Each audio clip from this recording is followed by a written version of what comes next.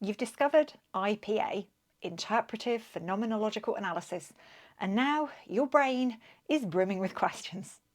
Maybe you watched my first video, my beginner's guide to IPA, and a few things started to click. But now, new thoughts are creeping in. How do I make sense of all this meaning? Can I really interpret my participants' experiences without doing them an injustice? How do I know if I'm doing IPA properly? If any of that sounds familiar, you are in exactly the right place. If we've not met before, hi, I'm Dr. Elizabeth Yardley. And after 20 years working in UK universities as a social sciences academic, I am here to help you get your PhD finished, one step at a time. Let's go. I've collected my data, now what? A lot of researchers get this initial sense of euphoria when they're collecting their data.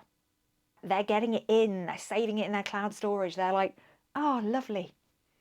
That doesn't last long though, because the next thought is often, I've got to start analysing this now, where do I even start? And that is normal, because no one expects you to go skipping into your analysis singing songs from the musicals. It's just not like that. So when it comes to IPA, here's what you need to know. IPA is not about following a rigid formula. It's about understanding lived experience, up close and in depth. The process is deliberately iterative, which basically means you don't do everything in one go and get it perfect the first time. You go back and forth, reading, reflecting, refining. And each time you do that, it helps you understand your data on a deeper level.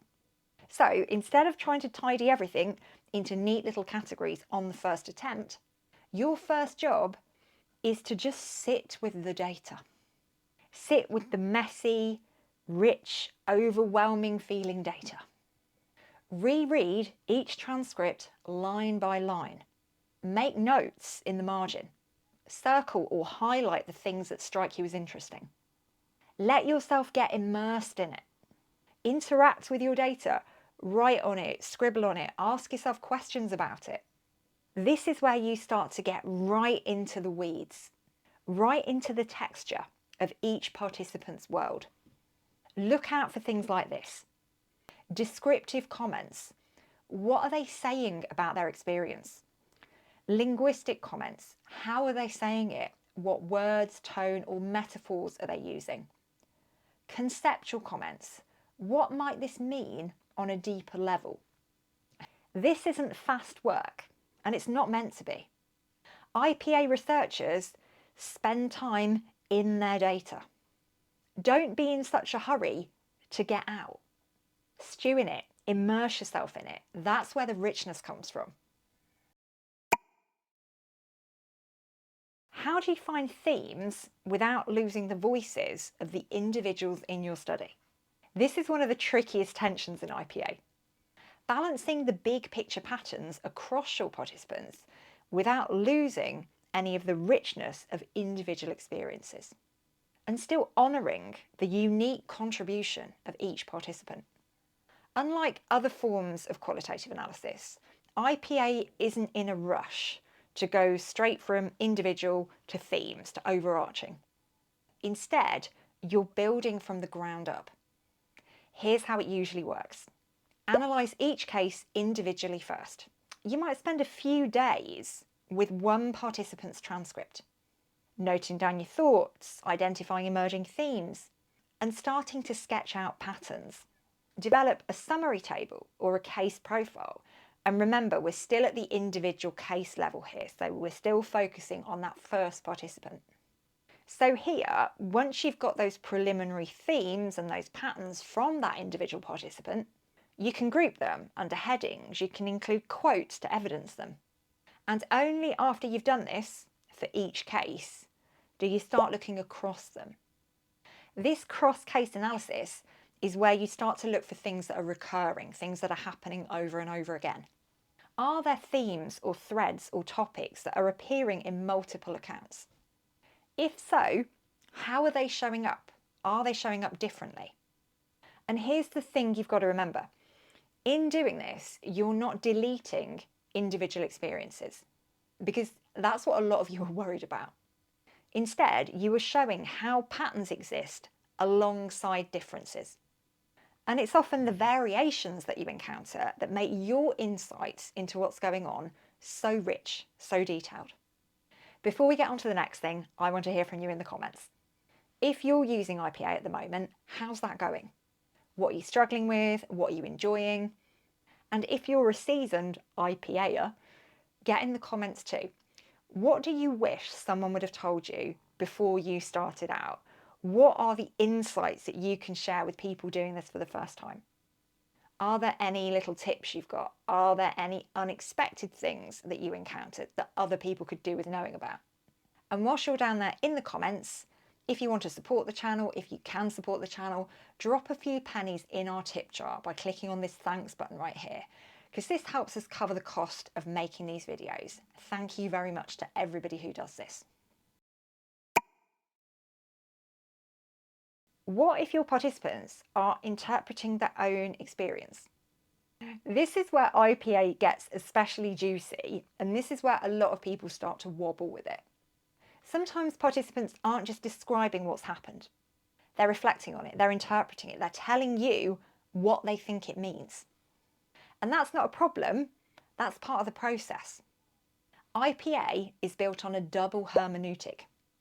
You are trying to make sense of participants making sense of what's going on in their world. So when a participant starts reflecting on their own experiences, you're not being redundant by interpreting that again. You're engaging in a thoughtful and a layered dialogue. Your job is to consider, what is it that this participant is trying to express here?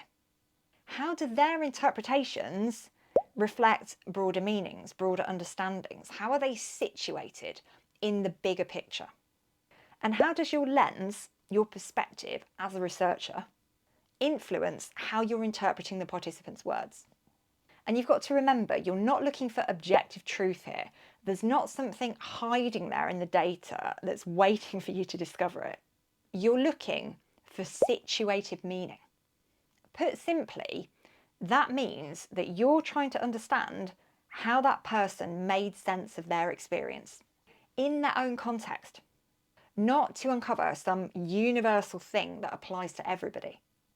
And that's why reflexivity is so important in IPA. You are not a robot, you are part of the meaning-making process.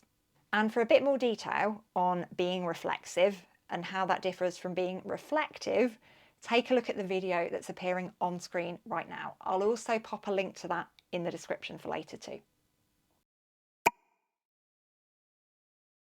A lot of researchers doing IPA say they feel like they're getting it wrong. This one comes up again and again. I'm not sure I'm doing it right. I didn't do a full IPA study, so am I allowed to say I was informed by IPA? Do I need to include every single stage, every single rule to say that I'm doing it properly? Let's take a breath. IPA is a flexible approach. It is grounded in a clear philosophical framework, which I talked about quite a lot in the first video, but it's not about ticking boxes. It's not about following this rigid protocol. If you've taken the time to do these things, you're doing IPA well. Understand the philosophical roots. Put people's lived experience at the centre of your study. Acknowledge your role as the interpreter of your participants' interpretations. Engage with your participants' meaning making and be transparent about what you've done and why. And your analysis of this data is not going to look the same as someone else's analysis of this data. And yes, if your study was informed by IPA, but you didn't do full-on IPA analysis for every single participant, it's absolutely fine to say that. You just need to explain your reasoning. Why did you go about it in that way? There's no IPA police coming for you, but you need to be clear and transparent about what you have done with this method. Lastly, recommended reading. I would very strongly recommend this book by Smith, Flowers and Larkin. It's called Interpretative Phenomenological Analysis, Theory, Method and Research. That is an absolute staple if you're going down the IPA route. Also, it can be so helpful to see some real life examples of IPA studies. So jump onto Google Scholar and search for IPA or Interpretative Phenomenological Analysis, and you'll start to build a sense of how other researchers do IPA and how they write it up. Popping up on your screen right now is another video I think you might enjoy if you're in the IPA ballpark. It's all about qualitative research, the general principles, what you should do, what you absolutely shouldn't do. So if that sounds like it's your jam, go and check it out. I'll see you in there.